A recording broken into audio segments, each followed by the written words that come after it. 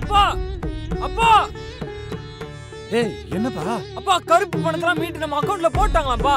ஏய் அப்படியாப்பா? அப்பா எனக்கு என் ஃப்ரெண்ட்ஸ் எல்லாருக்கும் வேலை கிடைச்சிச்சுப்பா. ஏய் என்னப்பா சொல்ற நிஜமாவா? அப்பா டேய் எந்தடா?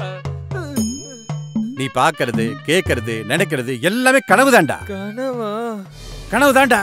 இப்படி கட்டுக்கதைகளை இனியும் நீங்கள் நம்ப போகிறீர்களா? இந்தியாவை காக்க ஸ்டாலின் அழைக்கிறேன்.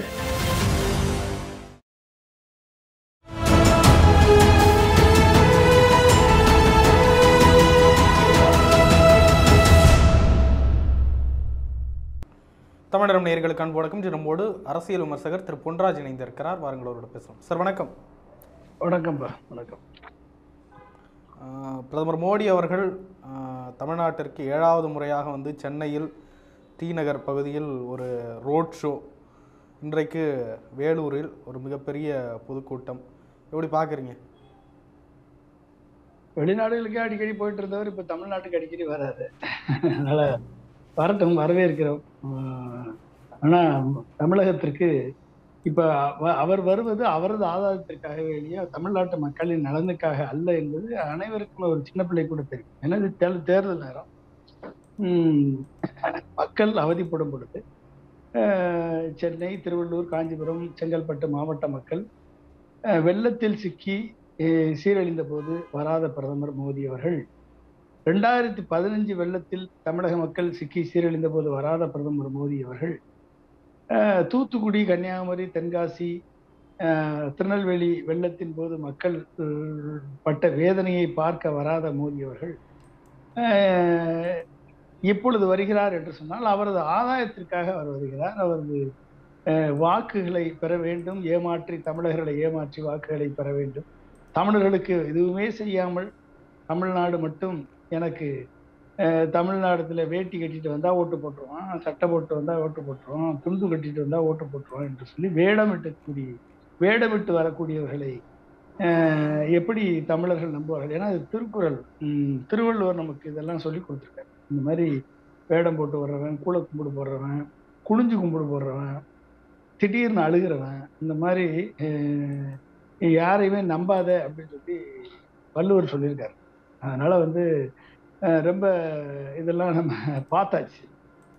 ஸோ ஒரு சின்சியரான ஒரு எத்தனையோ பிரதமர்கள் வர்றாங்க போகிறாங்க, ஒன்றும் அவங்கவுங்க பிஸியாக இருக்காங்க. ஆனால் இந்த நாட்டுக்கு என்ன நன்மை செய்திருக்கிறார் என்று நீங்கள் பார்க்கும்பொழுது இவர் ஏதாவது செஞ்சிருக்காரா அப்படின்னு நானும் தேடி தேடி பார்க்குறேன், எதுவுமே செய்யலை. இப்போ நீங்கள் எடுத்துக்கிட்டீங்கன்னா ஒரு தமிழ்நாடு வந்து ஒரு இண்டஸ்ட்ரியலைஸ்டு ஸ்டேட். சென்னை எடுத்துக்கிட்டிங்கன்னா ஒரு automobile sector, Coimbatore textile and foundry, Tiruppur வந்து அப்பேரல் இண்டஸ்ட்ரி, வேலூர் வந்து தோல் பதனிடும் தொழிற்சாலைகள், சிவகாசி வந்து பிரிண்டிங் அண்டு பட்டாசு தொழிற்சாலை, மற்ற இடமெல்லாம் அந்த டெல்டா விவசாயம்.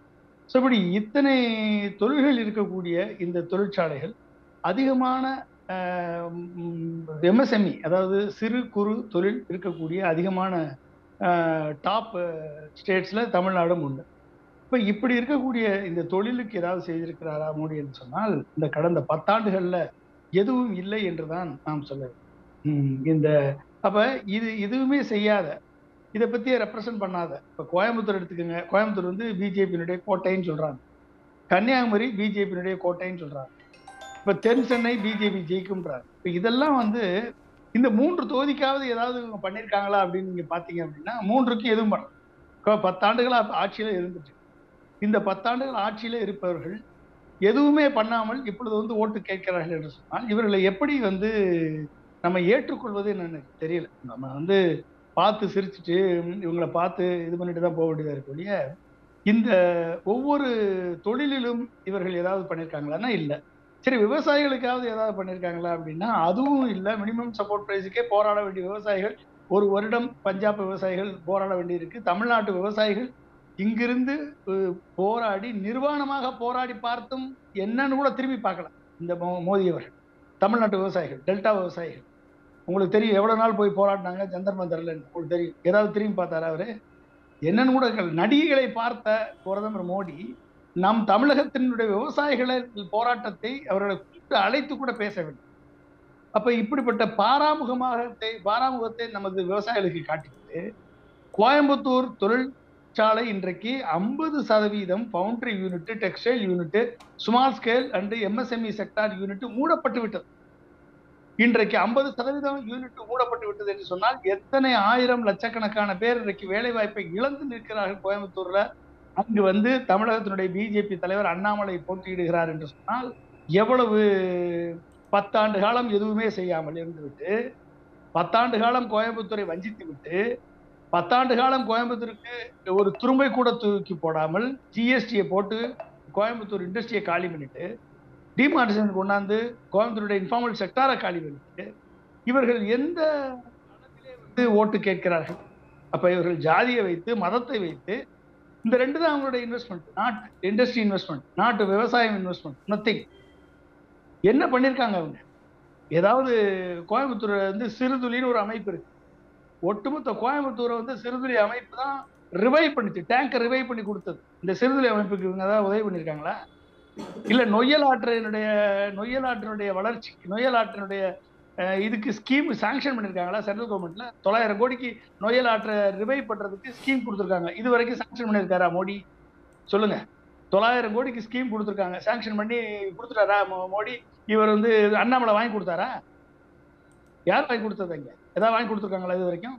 நொய்யல் ஆற்றை தூய்மைப்படுத்தி, சுத்தப்படுத்தி தண்ணியை கொண்டு வரதுக்கு அண்ணாமலை வாங்கி கொடுத்துட்டாரா கடந்த 10 ஆண்டுகள்ல? இல்ல மோடி வாங்கி கொடுத்தாரா? இல்ல ஏற்கனவே இருந்த சிபி ராதாகிருஷ்ணன் வாங்கி கொடுத்தாரா? இல்ல வானதி சீனிவாசன் வாங்கி கொடுத்தாரா நொய்யல் ஆற்றை சுத்தப்படுத்துறது? இவர்களுக்கு எந்த இதுல வைத்து கோயம்புத்தூர் ரோட் ஷோ போனாங்க? எந்த முகத்தை வைத்து கோயம்புத்தூர்ல வந்து கோயம்புத்தூர் மக்களிடம் வாக்கு கேட்கிறார்கள்? இவர்கள் என்ன இண்டஸ்ட்ரியல் டெவலப்மெண்ட் கொண்டு வந்திருக்காங்க இங்க? சொல்லுங்க பாபு. இருக்க இண்டஸ்ட்ரி அழித்ததானே இவர்கள் இது மிச்சம்? சொல்லுங்க. திருப்பூர் எடுத்துக்கோங்க. திருப்பூருக்கு இவர்கள் என்ன பண்ணியிருக்காங்க? திருப்பூர்ல இவர்கள் ஸ்ட்ராங்கா இருக்காங்கன்னு சொல்றாங்க. என்ன திருப்பூருக்கு பண்ணியிருக்காங்க? திருப்பூர் தொழிலதிபர்களாம் உங்களுக்கு ஆதரவா நிக்கிறாங்க. இந்த திருப்பூர் இன்றைக்கு இந்தியாவுடைய அப்பேரல் ஆடை இண்டஸ்ட்ரியில 1 லட்சம் கோடி டர்னோவர் இந்தியா முழுக்க பண்ணது அப்படின்னா அதுல 50,000 கோடி டர்னோவர் திருப்பூர் மட்டும் கொடுத்தது. அதுல ஒரே ஒரு கண்ட்ரியோட நீங்க வந்து ஃப்ரீ ட்ரேட் அக்ரிமெண்ட் சைன் பண்ணி 4,500 கோடி. திருப்பூருடைய இண்டஸ்ட்ரியில 50% ஒசைரி யூனிட்ஸ் மூடப்பட்டு விட்டது. அதுல வேலை பார்த்தவர்கள் வேலை இழந்து நிற்கிறார்கள். இங்கிருந்து வெளியே போயிட்டாங்க. அப்ப அதனால் ஏற்படக்கூடிய எத்தனை பேருக்கு வேலை இழப்பு? அப்ப இதை செய்தவர்கள் எப்படி திருப்பூர்ல போய் ஓட்டு கேட்கிறாங்க எனக்கு தெரியல. இது சிவகாசியினுடைய பட்டாசு தொழிலுக்கு இந்த கடந்த 10 ஆண்டுகள்ல ஏற்பட்ட தடைக்கு ஏதாவது ஒரு துரும்பை அள்ளி போட்டாரா அந்த மோடி அவர்கள்? இல்ல ஏதாவது துரும்பை சால்வ் பண்ணிருக்காரு அந்த அண்ணாமலை அவர்கள்? இல்ல பிஜேபியினுடைய தலைவர்கள் யாராவது, நிர்மலா சீதாராமன் இருக்கட்டும், இல்ல ஜெய்சங்கரா இருக்கட்டும், யாராவது ஒருத்தர் சிவகாசியினுடைய பட்டாசு தொழில் நசிந்து நடிச்சு போவதற்கு காரணம் சீனா பட்டாசு உள்ள வர வேண்டும் என்று செய்யக்கூடிய சில வடநாட்டு விசமிகள், வடநாட்டு வியாபாரிகள், அவர்கள் போய் சுப்ரீம் கோர்ட்ல ஒரு கேஸை போடுறது, உடனே சுப்ரீம் கோர்ட் வந்து அதை எடுத்து பட்டாசு தடை அப்படின்னு சொல்லி ஒரே வார்த்தையில. ஏன்னா பட்டாசு தான் மாசுபடுத்துது. எதுவுமே அறிவுக்கு சம்பந்தமில்லாத பேச்சுகளை பேசி தடை வாங்கி, எப்படி ஜல்லிக்கட்டுக்கு தடை வாங்கினாங்களோ பைசனுக்கும் காளைக்கும் வித்தியாசம் தெரியாம தடை கொண்டாந்து பீட்டா அமைப்புக்கு உடன்பட்டு தடை செய்தார்களோ, இதே மாதிரியான தடையை பட்டாசு தொழிலுக்கு செய்தார்களே இவர்கள் எந்த மூஞ்சியை வச்சுட்டு திருப்பு சிவகாசிக்கும் விருதுநகருக்கும் சென்று வாக்கு கேட்கிறார்கள்? ஒட்டுமொத்த தொழிலை அளித்தவர்கள் தானே இந்த பிஜேபியினர். ஏதாவது இதை அடுத்த லெவல் கொண்டு போறதுக்கு ஏதாவது பண்ணிருக்காங்களா? நம்ம மோடி இன்னைக்கு காலையில பேசுறாரு, தமிழ்நாட்டுல எங்க பார்த்தாலும் பாஜகவோட ஆதிக்கம் தெரியுதுங்களா? சிரிப்பதா அழுவதா என்று தெரியவில்லை. என்ன ஆதிக்கம் தெரியுது? எங்க பார்த்தாலும் கான்ட்ராக்ட் விட்டு கொடியை கட்டினா ஆதிக்கம் தான் தெரியும். கான்ட்ராக்ட் விட்டு மக்களை கூப்பிட்டு வந்தா, வேலூர் மீட்டிங்ல எல்லா மக்களும் இவர் இந்தியில பேச ஆரம்பிச்சாரு, எல்லாரும் எழுந்து வெளியே போயிட்டான் எல்லா மக்களும். அதாவது தமிழகத்துல வந்து உனக்கு இங்கிலீஷ் தெரியும், உங்களுக்கு இங்கிலீஷ் தெரியும், நீங்க இப்ப இங்கிலீஷ்ல பேசிருக்கலாம்ல. அட்லீஸ்ட் கொஞ்சம் பேரை படிச்சவன் இருக்கான்ல தமிழ்நாட்டுல, இங்கிலீஷ் தெரியக்கூடிய இளைஞர்களாவது தெரியும்ல. பொதுமக்களுக்கு தெரியல, அதை டிரான்ஸ்லேஷன் பண்ணிக்கணும். ஆனா இந்தி திணிப்பை எதிர்த்து போராடி உயிர் தியாகிகளை உருவாக்கிய மாநிலம் தமிழ்நாடு. இங்க வந்து இந்தியில பேசிக்கிட்டு எந்த மக்கள் உங்களோட பேச கேட்பான்? யாரு கேட்பான்? அப்ப காசு கொடுத்து ஆளை கூட்டு வந்து காசு ஒரு பைசா கூட செலவழிக்காது தமிழ்நாடுன்னு சொல்லிட்டு பிஜேபி கேண்டிடேட் இருக்கக்கூடிய தொகுதிகள்லாம் இன்னைக்கு வந்து பணம் ஆறாக ஓடுகிறது. 4 கோடி பிடிச்சிருக்காங்க நயினார் நாகேந்திரன் அவருக்கு கொண்டு போகப்பட்ட 4 கோடி பிடிச்சிருக்காங்க. என்ன பிடிக்காத பணம் எவ்வளவோ தெரியாது. அப்ப முருகன் வந்து கோயில்ல வச்சு பணத்தை டிஸ்ட்ரிபியூட் பண்றாங்கன்னு நியூஸ் வருது. எல் முருகன் ஊட்டியில. அப்ப கோயிலை இவர்கள் தமிழக அரசு தமிழக அறநிலையத்துறை வந்து எடுக்க வேண்டும் என்று சொல்வதற்கு காரணம் கோயிலை இவர்களது கொடியவர்களின் கூடாரமாக ஆக்குவதற்கு தானே என்பது புலனாகிறதா இல்லையா? கோயில்ல கொண்டு போய் பணம் வச்சுட்டா போலீஸ் உள்ள போகாது, பிடிக்காத, கோயிலுக்கு வரக்கூடிய பக்தர்கள்ட்ட அப்படியே கொடுத்து விட்டுலான்னு இவங்க பிளான் பண்றாங்க. அப்ப இவர்கள் என்ன ஏதாவது ஒண்ணு ஏதாவது ஒரு வார்த்தை சொல்ற வார்த்தையை வந்து காப்பாத்திருக்காங்களா? சொல்லுங்க பாப்போம். அப்ப இவர்கள் எங்க தெரியும்? எங்க பார்த்தாலும் ஒரு வடிவேல் காமெடி இருக்கும். அந்த ஒரு என்னத்தை கண்ணையா சொல்லுவார், எங்க பார்த்தாலும் மஞ்சள் மஞ்சளா தெரியுது அப்படின்னு, கொடியா தெரியுது, மஞ்சள் கொடியா தெரியுது. அது மாதிரி வந்து எங்க பார்த்தாலும் காவி கொடியா தெரியுதுன்னு சொல்லிட்டு போலாம். என்னன்னா தன்னை எவன் ஒருவன் வந்து நடிக்க ஆரம்பிக்கிறானோ அவன் தன்னைத்தானே ஏமாற்றிக் கொள்ள ஆரம்பிப்பான். எவன் ஒருவன் தான் நடிக்கிறானோ அடுத்தவர்களையும் நடிகனாகவே பார்ப்பான். எவன் ஒருவன் என்ன வேடமிடுகிறானோ அவன் மற்றவர்களையும் அதே வேடமாகத்தான் பார்ப்பான். அப்ப அது அவர்களது எண்ணத்தின்படிதான் அவர்களது ரிசல்ட் அவங்களுக்கு கிடைக்கும். சோ நான் என்ன சொல்ல வரேன் அப்படின்னா, ஒவ்வொரு தொகுதியிலையும் நீங்க எடுத்துக்கீங்க, இது வரைக்கும் 10 ஆண்டு காலம் என்ன செஞ்சிருக்கீங்க? நீங்க தமிழ்நாட்டுக்கு ஏதாவது நன்மை செய்திருக்கீங்களா? சொல்லுங்க பாப்போம். ஏதாவது ஒண்ணு. சரி, வேலூர் தொகுதியில போய் பேசுறீங்களே, வேலூர் ஆம்பூர் வந்து தோல் பதப்படுத்தக்கூடிய தொழிற்சாலை ஏதாவது மாடர்னைஸ் பண்றதுக்கு நீங்க வந்து ஃபண்ட் அலாட் பண்ணிருக்கீங்களா? வேலூர் அந்த ஆம்பூர் ஏரியாவை மாடர்னைஸ் பண்றதுக்கு 1000 கோடி கொடுத்துருக்கேன். எங்க சொல்ல சொல்லுங்க பாப்போம். மோடி சொல்ல சொல்லுங்க. நான் 1000 கோடி கொடுத்துருக்கேன் மாடர்னைஸ் பண்றதுக்கு. ஒட்டுமொத்த வேலூர் ஆம்பூர் தொழிற்சாலை தோல் பதனிடும் தொழிற்சாலைகள் இனிமேல் மாசு ஏற்படுத்தாத வண்ணம் அவர்கள் உலகத்தரத்தில் போட்டி போட்டு வளரக்கூடிய அளவுல நான் வந்து தோல் பதனிடும் கிளஸ்டரை உருவாக்கியிருக்கேன். இந்த கிளஸ்டர் வந்து உலகத்தரம் வாய்ந்த டெக்னாலஜியில உருவாக்கப்பட்டது. இதன் மூலமாக வேலூர்ல இருக்கக்கூடிய ஏழை எளிய மக்களுக்கு வேலை கிடைக்கும், படித்த மாணவர்களுக்கு மாணவிகளுக்கு வேலை கிடைக்கும், அனைத்து மக்களுக்கும் வேலை வாய்ப்பு கிடைக்கும் என்று சொல்லிட்டு ஓட்டு கேட்க முடியுமா பிரதமரால? அவரால் ஓட்டு கேட்க முடியுமா? அங்க போய் மதத்தை பேசுவாரு, அங்க போய் ஜாதியை பேசுவாரு, அங்க போய் கொடி பேசுவாரு, அங்க போய் நான் தமிழ் பேசுறேன்னு சொல்லுவாரு. நீங்க தமிழ் பேசுறதுக்கு நீங்க ஒரு தமிழ் பேச வேணாம், அட்லீஸ்ட் எங்களுக்கு புரியுற ஆங்கிலத்திலேயாவது பேசு. இங்க வந்து இந்தியில பேசுவீங்க. எல்லா பிரதமர்களும் ஆங்கிலத்தில், தமிழகத்துக்கு வரக்கூடிய அனைத்து பிரதமர்களும் ஆங்கிலத்துல தான் பேசியிருக்காங்க. நீங்க வந்து இந்தி எதிர்த்த மாநிலத்தில் இந்தியே பேசிக்கிட்டு நீங்க எப்படி தமிழர்களது இதயங்களை நீங்கள் வெல்ல முடியும்? எப்படி முடியும்? சொல்லுங்க பாப்போம். என்ன பண்ண முடியும்? இதுவரைக்கும் ராமநாதபுரம் மாவட்டத்துக்கு ஒரு விமானத்தளம் கேட்கறாங்க. அங்க இருக்கக்கூடிய எம்பி நவாஸ்கனி, நீங்க கொடுத்துருக்கீங்களா? இது வரைக்கும் சாங்ஷன் பண்ணிக்கிற 10 ஆண்டுகள்ல ராமநாதபுரம் மாவட்டத்தை வந்து நான் காசியில இருந்து ராமேஸ்வரம் வரக்கூடிய பயணிகளுக்கு நான் விமானதளத்தை உருவாக்கி கொடுத்துருக்கேன். சொல்ல முடியுமா? எத்தனை ஏர்போர்ட் உருவாக்குனீங்க? எத்தனை ஏர்போர்ட்? ஒரு ஏர்போர்ட், புது ஏர்போர்ட் ராமேஸ்வரத்துக்கு நீங்கள் உருவாக்கி கொடுத்திருக்கிறீர்களா? இது சொல்லுங்க பாப்பா. இல்ல ஹெலிகாப்டர் டூரிசம் கொண்டாந்துருக்கீங்களா ராமேஸ்வரத்துக்கு? ராமேஸ்வரத்தில் வரக்கூடிய அனைத்து பயணிகளும் தமிழகத்தில் இருக்கக்கூடிய சுற்றுலா தலங்களுக்கு செல்லணும், ஹெலிகாப்டர் டூரிசம் உருவாக்கி கொடுத்துருக்கீங்களா? ஆழ்கடல் மீன் பிடிப்புன்னு சொன்னீங்களா, ஆழ்கடல் மீன் பிடிப்பை உருவாக்கி கொடுத்துருக்கீங்களா ராமேஸ்வரத்துக்கு? 1000 டன் ட்ராலர்ஸ் கொண்ட ஆழ்கடல் மீன்பிடிப்பு கப்பலை கொண்டாந்து நிறுத்திருக்கீங்களா? இல்ல இலங்கைக்கும் ராமேஸ்வரத்திற்கும் குரூஸ் கப்பல் விட்டுருக்கீங்களா, பயண கப்பல் விட்டுருக்கீங்களா? ஏதாவது ஒண்ணு நான் கேட்கிற, ஏதாவது ஒண்ணு சொல்லுங்க பாபு. அப்ப எதுவுமே செய்யாத மோடி அவர்கள் ஜிஎஸ்டில எத்தனை கம்பெனிகள், வடநாட்டு கம்பெனிகள், நீங்க போங்க எல்லா ஊருக்கும் போங்க, சென்னை, கோயம்புத்தூர், மதுரை, சேலம், திருச்சி, எல்லா ஊருக்கும் போங்க. அங்க இருக்கக்கூடிய வடநாட்டுக்காரர்கள் ஜிஎஸ்டி எவனா ஒருத்தன் கட்டி தொழில் பண்றானு பாருங்க. ஆனா தமிழ்நாட்டில் இருக்கக்கூடிய வியாபாரிகள் இவர்கள் ஒழுங்காக ஜிஎஸ்டி கட்டி இவர்கள் அவர்களோடு போட்டி போட முடியாத சூழல் ஏற்படுதா இல்லையா?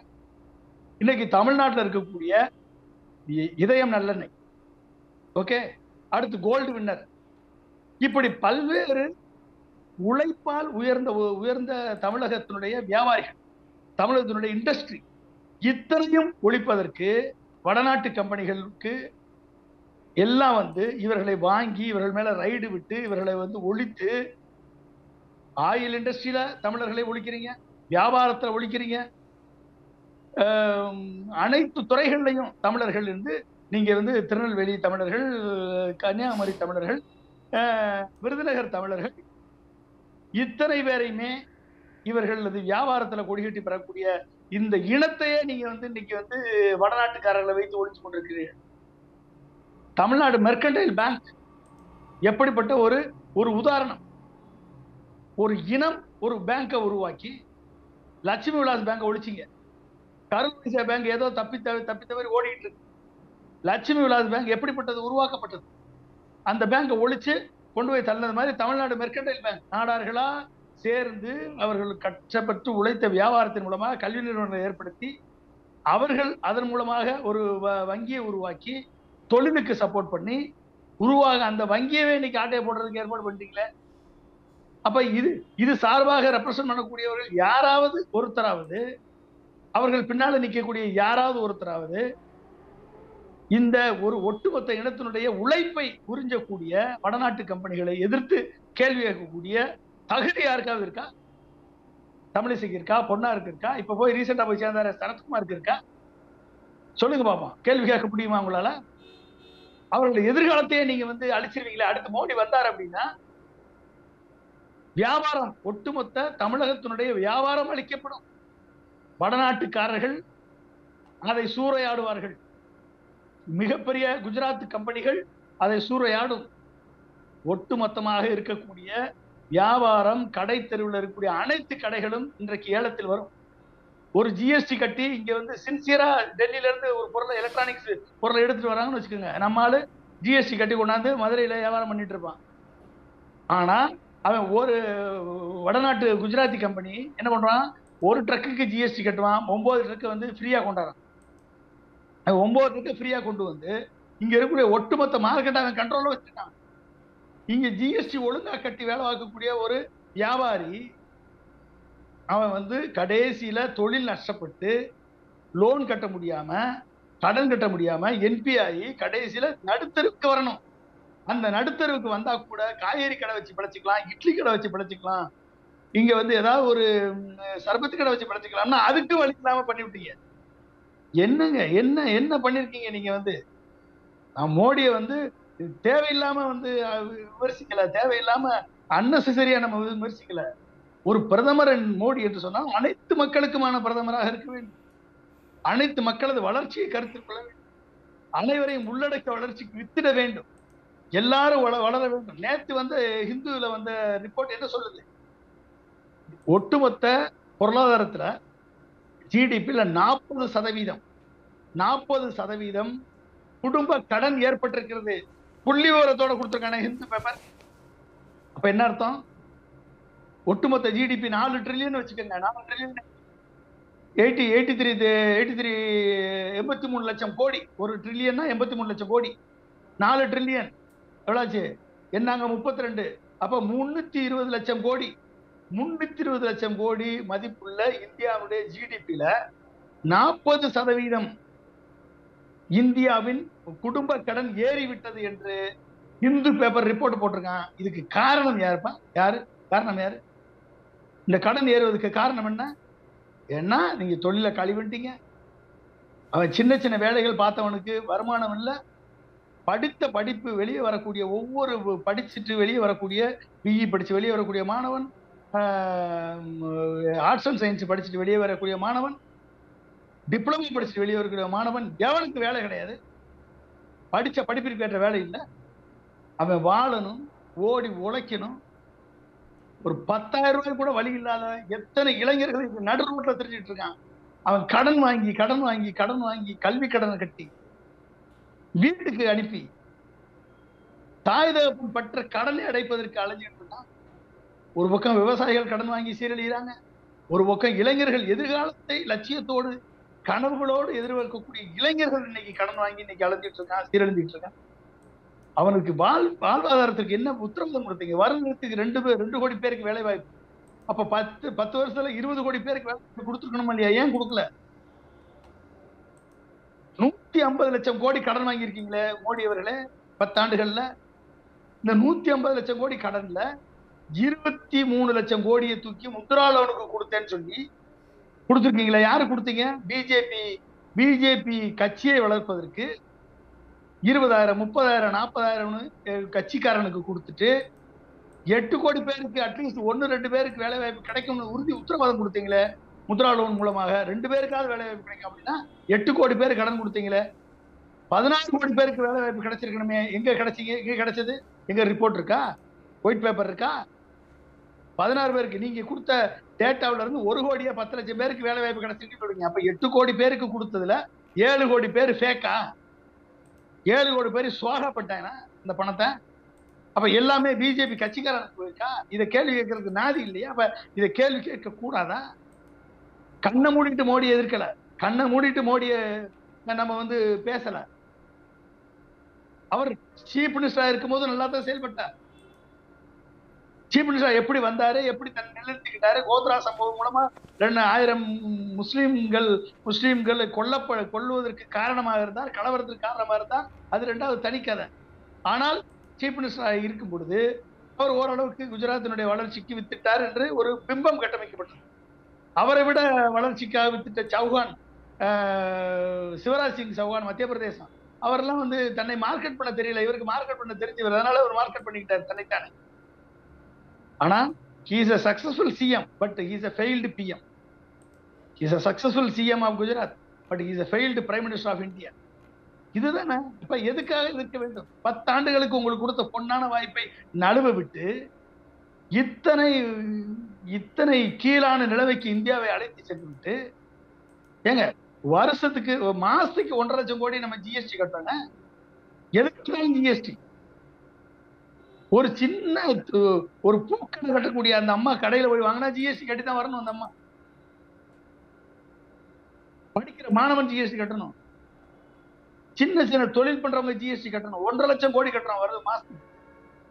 நீ வருஷத்துக்கு என்ன இன்ஃப்ராஸ்ட்ரக்சர் டெவலப் பண்ணிருக்கீங்க? நீங்க போட்ட ரோடு, நீங்க போட்ட 4 வேஸ் 6 வேஸ் 8 வேஸ், நீங்க போட்ட ஏர்போர்ட், நீங்க கட்டின ஏர்போர்ட்,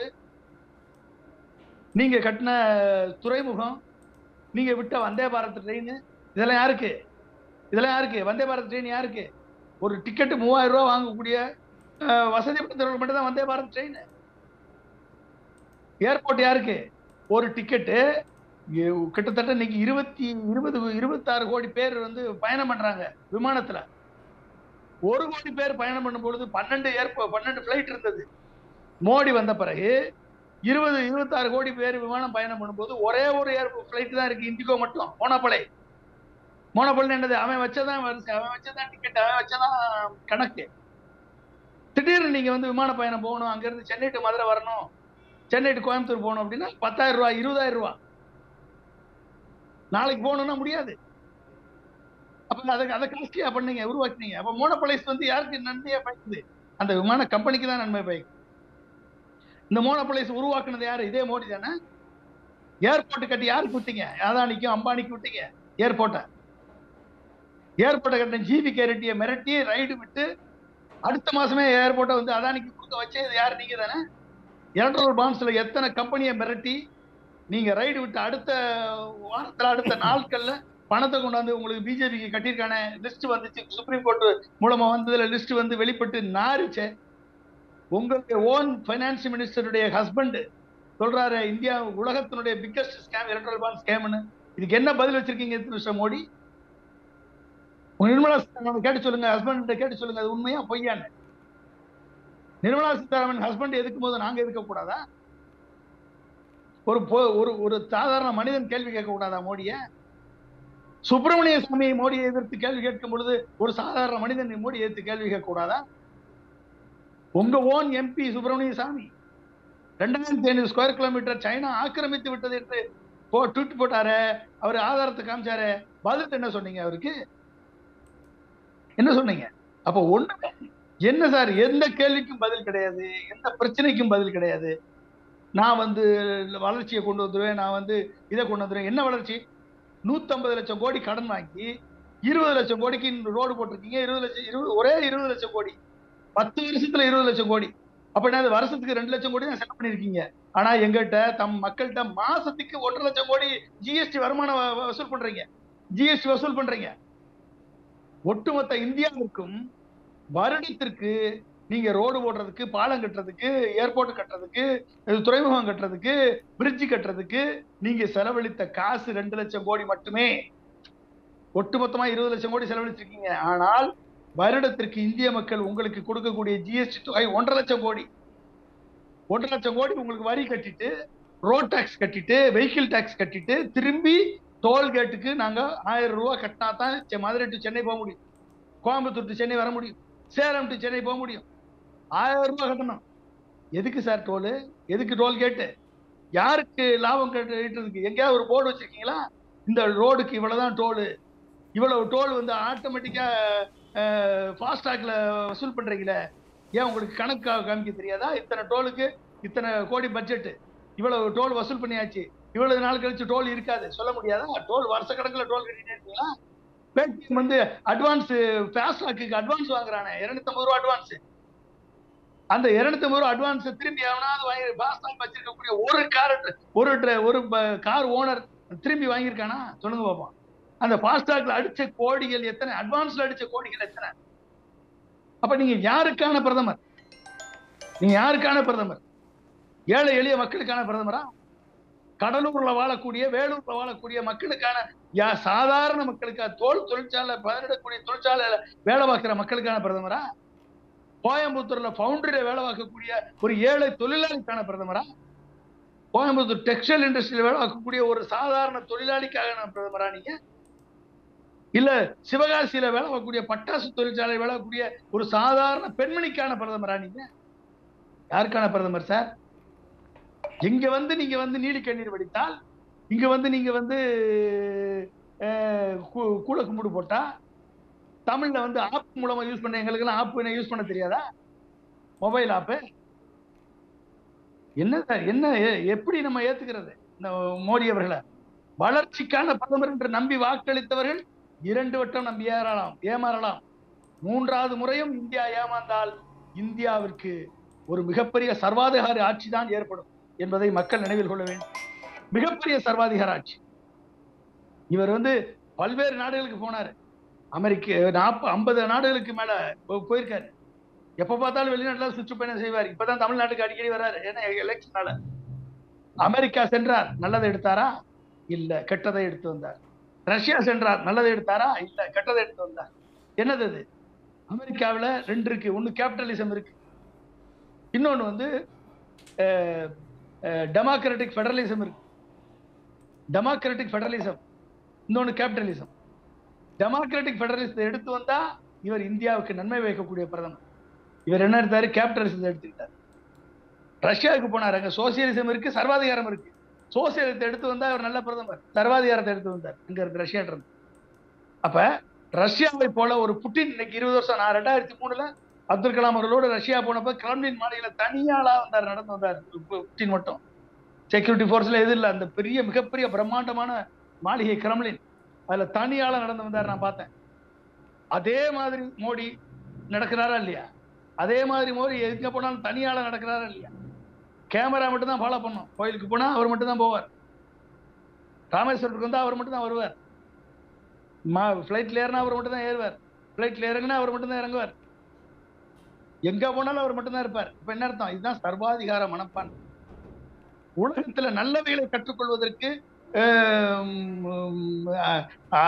அகண்ட பார்வையை பார், அறிவை விசாலமாக்கு, ஓகே, அணைத்துக்கொள், அறிவை அணைத்துக்கொள்னார் பாரதிதாசன். இவர் என்ன பண்றாரு? இவர் அகண்ட பார்வை பார்த்து கெட்டவைகளை அணைத்துக் கொண்டு, மக்களுக்கு தீங்கு செய்யக்கூடிய கெட்டவைகளை அணைத்துக் கொண்டு இவர் மைண்ட்ல ஏத்திக்கிட்டு அதே மாதிரி சர்வாதிகாரி ஆக வேண்டும் என்று நினைக்கிறார். கடந்த 20 ஆண்டுகளாக ரஷ்யாவில் தேர்தல் நடக்குது. எதிர்கட்சி இருக்கு, ஆளுங்கட்சி இருக்கு. ஆனா புட்டின் தான் பிரசிடென்ட். புட்டின் தான் பிரசிடென்ட். நல்லா யோசிக்கணும். இன்றைக்கு புட்டின்னால ஏற்படக்கூடிய விளைவுகள் ரஷ்யா பொருளாதாரத்துல வளர்ந்துருச்சா? இல்ல. ஏற்கனவே இருந்த நிலைக்கு இன்னைக்கு மிகப்பெரிய நிலைக்கு அச்சீவ் பண்ணிருக்கா? இல்ல. உக்ரைனோட போர், ரஷ்யா நமக்கு நட்பு நாடு, நேச நாடு தான். அதுக்காக சர்வாதிகாரத்தை ஏற்றுக்கொள்ள முடியுமா? சொல்லுங்க.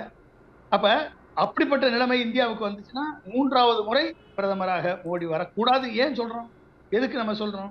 Because of his functioning, because the way of autocracy, the way in which he never listens to the people of the voice of the people, even though through parliament.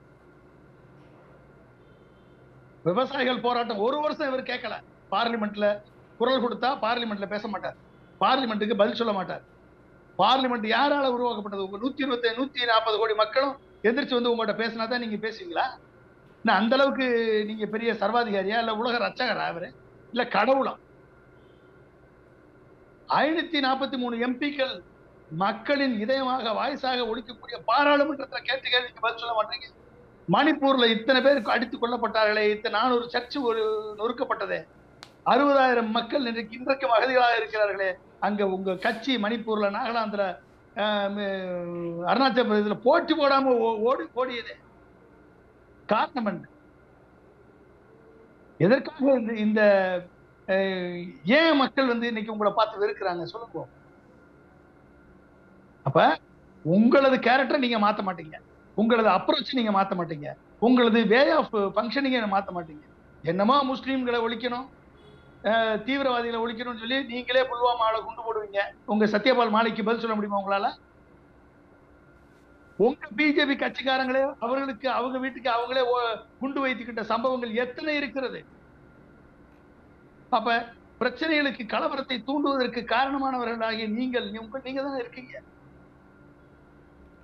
இப்ப எந்த பிரச்சனைக்கு நீங்க சால்வ் பண்ணிருக்கீங்க?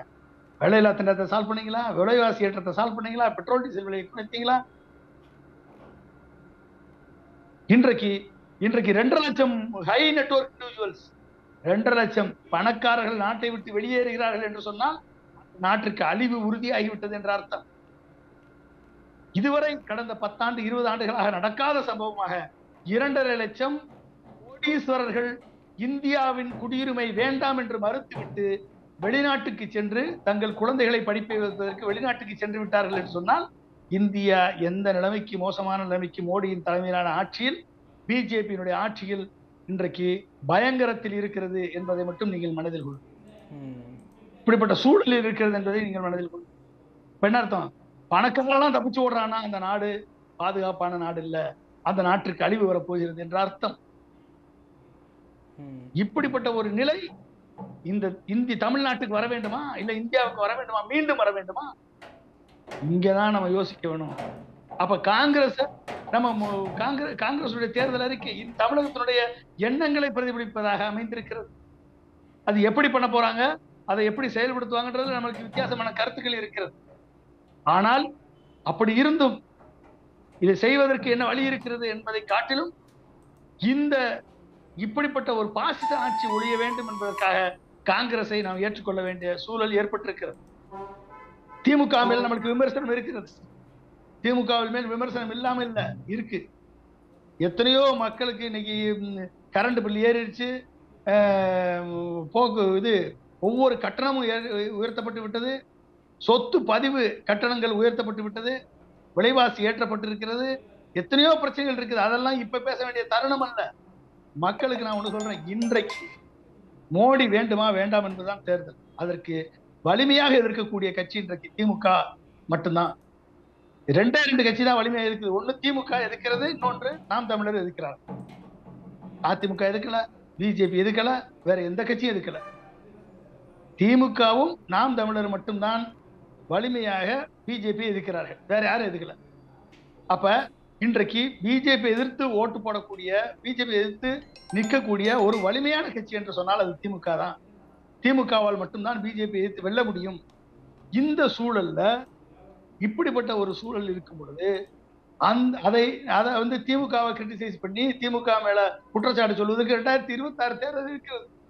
அவர்கள் தங்கள் பாதைகளை மாற்றிக்கொள்ளாவிட்டால், தங்களது பாலிசியை மாற்றிக்கொள்ளாமல் மக்கள் மேல வரிச்சுமை ஏற்றப்பட்டு மக்கள் மற்ற பிரச்சனைகளை சிக்கி செய்யறதால் அதுக்கு இன்னும் 2 வருட காலங்கள் இருக்கு.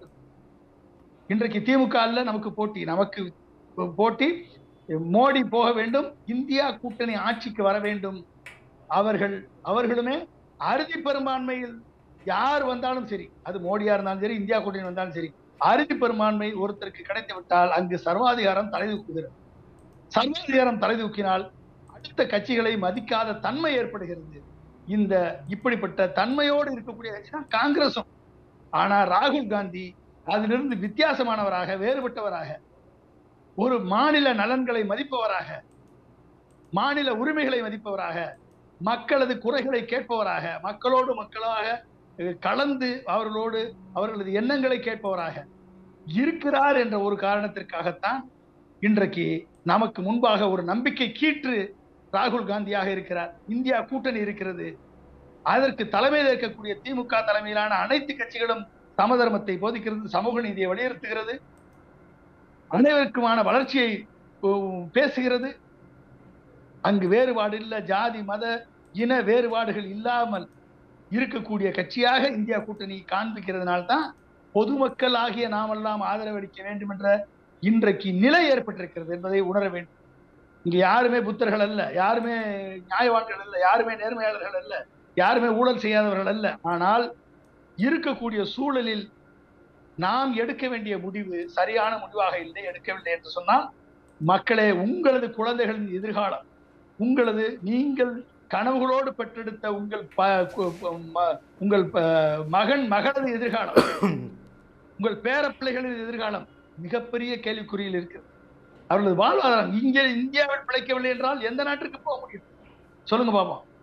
எந்த நாட்டிற்கு போக முடியும்? எல்லா நாடும் க்ளோஸ் பண்றான்னு வச்சுக்கோங்க, எந்த நாட்டிற்கு போகுது? அப்ப இந்தியாவை நாம் சரி பண்ணவில்லை என்று சொன்னால் நமது எண்ணங்கள், நமது செயல்கள், நமது அனைத்துமே மொட்டிலேயே கருகிவிட்டால் எப்படி இந்த நாட்டை நம்ம மீட்டெடுக்க முடியும் சொல்லுங்க? இதற்காகத்தான் நாம் எதிர்க்க வேண்டிய சூழல் இருக்க வேண்டிய மோடி மேல் ஏற்பட்ட தனிப்பட்ட வன்மம் அல்ல. சமதர்மத்திற்கு எதிராக எவன் இருந்தாலும் சரி, சமூக நீதிக்கு எதிராக எவன் இருந்தாலும் சரி, மேடு வெள்ளம் கொண்ட சமுதாயத்தை உருவாக்க எவன் இருந்தாலும் சரி, சாதி மதம் மொழி இன வேறுபாடுகளை வைத்து மக்களை பிரிப்பவன் எவனாக இருந்தாலும் சரி, தீண்டாமையை பார்க்கக்கூடிய எவனாக இருந்தாலும் சரி, அவன் இந்த மனித குலத்திற்கு எதிரி என்றுதான் நாம் நினைக்க வேண்டுமே ஒழிய, ஒரு அற்ப காரணங்களுக்காக எனக்கு அவன் இதை செய்யல, எனக்கு அதை பண்ணல, இந்த ஊழல் பண்ணிட்டான், எனக்கு இதனால பாதிப்பு ஏற்பட்டது என்பதற்காக உங்கள் சுயநலத்தை நீங்கள் பார்த்தால் பொதுநலம் தெருவில் வந்துவிடும். எனவே நண்பர்களே, உங்களுக்கு நான் சொல்வதெல்லாம் சிந்தித்து செயல்படுங்கள்.